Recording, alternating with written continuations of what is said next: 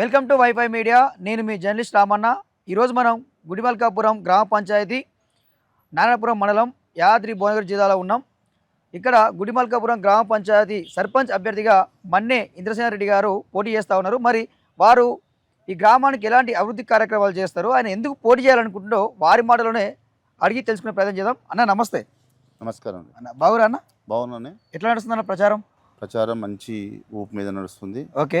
ప్రజలు మంచిగా నన్ను స్వాగతిస్తున్నారు. ప్రతి ఇంటికి వెళ్ళినా కూడా వాళ్ళు నన్ను మంచిగా ఆశీర్వదిస్తామని చెప్పి రేపే ఎన్నికలలో అన్న ఓట్ల ద్వారా వారి యొక్క ఇష్టాన్ని తెలియజేయడానికి సిద్ధంగా ఉన్నారు. మీకు ఏ గుర్తు కేటాయించబడ్డదన్న? నాకు ఉంగరం గుర్తు వచ్చిందండి. ఓకే. ఉంగరం గుర్తు బ్యాలెట్లో ఫస్ట్ నెంబర్ 1 ఉంటుంది. ఉంగరం గుర్తు కేటాయించడం జరిగింది. వాళ్ళందరూ కూడా ఉంగరం గుర్తు మీద ఓటేసి మనం గెలిపించాలని చెప్పి అడగడం జరుగుతూ ఉంది. ఓకే అన్న, మీరు ఈ గుడిమల్కాపురం గ్రామానికి సంబంధించి ఏవైతే అభివృద్ధి కార్యక్రమాలు చేయాలనుకుంటున్నారు? ఫస్ట్ ఆఫ్ ఆల్ ఇక్కడ ప్రధానంగా గ్రామంలో వీధి లైట్లు, పరిశుభ్రత, మంచినీళ్ళు, ఏవైతే బాకీ ఉన్న సీసీ రోడ్లు, అండర్గ్రౌండ్ డ్రైనేజీలు, ఇవన్నిటిని కూడా గ్రామంలో పెంపొందించడం, యువతని సరైన మార్గంలో నడిపించడం, నడిచే ఈ కాలంలో ఎవరైతే కష్టపడి పని చేసుకుంటున్నారో వాళ్ళకు కావలసిన మౌలిక వసతులు, వాళ్ళ అవసరాలను తీర్చడం కోసమే నా యొక్క టైంని కేటాయించడం జరుగుతుంది. అదేవిధంగా ముందుకెళ్తా. ఓకే అన్న, మేము మామూలుగా మీ విలేజ్కి వచ్చేటప్పుడు జనరల్గా మీ గురించి ఎంక్వైరీ చేసాం అనమాట. ఏం చేస్తాడు, ఏంది, మరి ఎట్లా ఉంది, నా గాలి ఎట్లా ఉంది, ఏందని అడుగుతున్న సందర్భంలో ఆయన పదవి లేనప్పుడే ఒక 26 మందికి దళిత బంధు కింద స్కీమ్ కింద మీరు డబ్బులు ఇప్పించారు అని చెప్పి అంటున్నారు. అసలు నిజమేనా అది? 26 మందికి దళిత బంధు ఇప్పించింది నిజం. మా నాయకుడు కూసుకుంట్ల ప్రభాకర్ రెడ్డి గారిని ఎమ్మెల్యే గారు ఉన్నప్పుడు వారిని నచ్చజెప్పి నా ఊరికి కావలసినటువంటి ఈ దళిత బంధు స్కీమ్ని మా ఊరికి కావాలని చెప్పి అడిగి 26 కుటుంబాలకు అది శాంక్షన్ చేయించి వాళ్ళని ఆదుకోవడం జరిగింది. అన్న వాళ్ళ కుటుంబాలు నిలబెట్టారు, 26 కుటుంబాలని జీవితాలను నిలబెట్టి. అవును అవును. ఓకే అన్న, మీరు ఇప్పుడు ఈ గుడిమల్కాపురంలో మీరు ప్రధానంగా ఒక సమస్య ఉంది, దీన్ని తీరుస్తా అని చెప్పి మీరు ఏమైనా అలాంటి హామీ ఏమైనా ఇస్తారా? ప్రధానమైన సమస్య అంటే ఈ ఊరికి గతంలో సాగునీరు లేదు. ఓకే.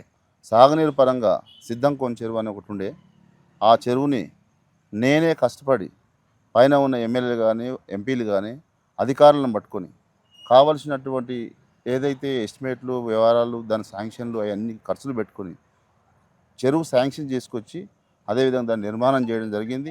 లాస్ అయినా కూడా లెక్క చేయలేదు. ఓకే. లాస్ అయినా కూడా లెక్క చేయకుండా ప్రధానంగా చేయడం జరిగింది. అదేవిధంగా మా దగ్గర ఈ నీటి నిల్వ కోసం చిన్న కుంటను కూడా ఏర్పాటు చేయడం నేనే.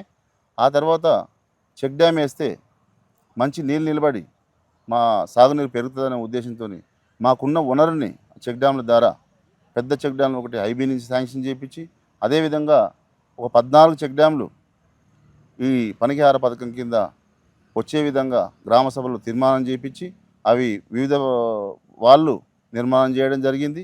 ఇట్లా నేను నీటి సోర్స్ కోసం కూడా నేను గతంలో కష్టపడి పనిచేసిన. సో ఓకే అన్న, ఇప్పుడు చాలామంది ఏంటంటే సర్పంచ్గా నిలబడే అభ్యర్థులు చాలామంది కూడా ఇప్పుడు మన రసవత్తరంగా జరుగుతూ ఉన్నాయి ఎలక్షన్స్. చాలామంది మేము ఓటుకు 5,000 ఇస్తామంటారు, 10,000 ఇస్తామంటారు, రకరకాల హామీలు, అంటే వాళ్ళకు అసలు అమలు కాని హామీలు కూడా ఇస్తున్నారు గెలవడానికి. సో మీరు కూడా గెలవడానికి చాలా రకాల హామీలు ఇస్తారు, కానీ మిమ్మల్ని ఎందుకు నమ్మాలి? నేను హామీలు ఇచ్చేది కేవలం ఒకటే మిగిలి ఉంది. ప్రధానమైన సమస్య మాకు బావుల కాడికి పోవడానికి 3 దారులు ఉండాలి.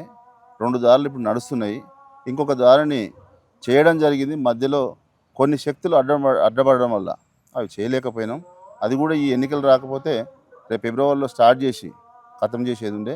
అంతకు ముందే నాకు ప్రధానంగా నేను ఈ పనులను చేసుకొచ్చింది నాకు ఈ ఎన్నికల్లో నిలబడడానికి అవకాశం ఉంటుంది అనే ఆలోచనతో నేను చేయలేదు. ఇవన్నిటి కూడా నాకు అప్పటికే 2002 9వ నెల వరకే నాకు అవకాశం ఉండే. ఆ తర్వాత మాకు మూడో సంతానంగా బాబు పుట్టడం, నేను ఈ పోటీలో నిల్చోవడానికి అనర్హుడిని. అయినప్పటికీ కూడా నేను రాజకీయాలకు దూరం ఉండలే. నా ఊరు అభివృద్ధిని నేను ఎప్పుడైనా ఆ ముందు పదంలోనే ఉంచిన. నాకు కావాల్సింది నేను చేసి పని చేసి ఓటు అడుగుతున్నా. ఓకే. ఊరిలో పని చేసి ఓటు అడుగుతున్నా. ప్రధానంగా రేపు ఈ బాటలను కూడా నిర్మాణం చేయడంలో నా పాత్ర ముఖ్యమైనది. నేను అది సాధించి తీరుతా. దీనికి నిదర్శనం పాత ఏదైతే సిద్ధంకోన చెరువు అనే ఉందో ఆ చెరువు నిర్మాణం కొన్నేళ్ల నుంచి కొట్లాడడం జరిగింది.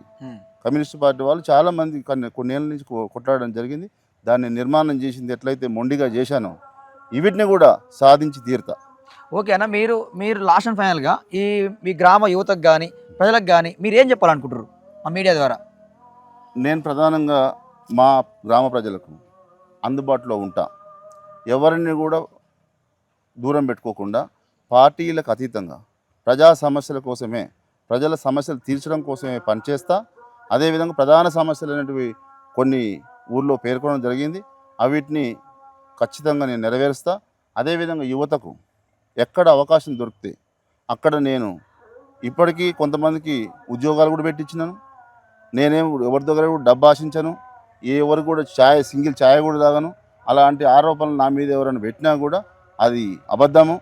తర్వాత యువతని ఏ రకంగా మంచి మార్గంలో పోవడమో నేను అందరికీ కూడా గైడ్లైన్స్ ఇచ్చుకుంటూ నేను ఈ ఊరిలోనే సమస్యలు పరిష్కారం చేసుకుంటూ ముందుకెళ్తా. ఓకే, ఈరోజు మనం మన్న ఇంద్రసేన రెడ్డినతో మాట ముచ్చట. ఆయన ఏమంటా ఉన్నాడంటే నాకు పదవి నాకు అవసరం లేదు, పదవి లేనప్పుడే నేను ఎన్నో సేవా కార్యక్రమాలు చేశాను, అభివృద్ధి కార్యక్రమాలు చేశాను. సో సాగునీరుకు సంబంధించి కానీ తాగునీరుకు సంబంధించి కానీ అదేవిధంగా ప్రజల సమస్యల మీద కానీ నేను కొట్లాడినాను.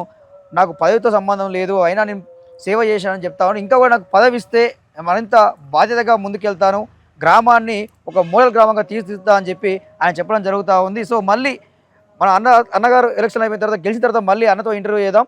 లేటెస్ట్ అప్డేట్స్ కోసం మన వైఫై మీడియా ఛానల్ చూడండి. Thank you so much.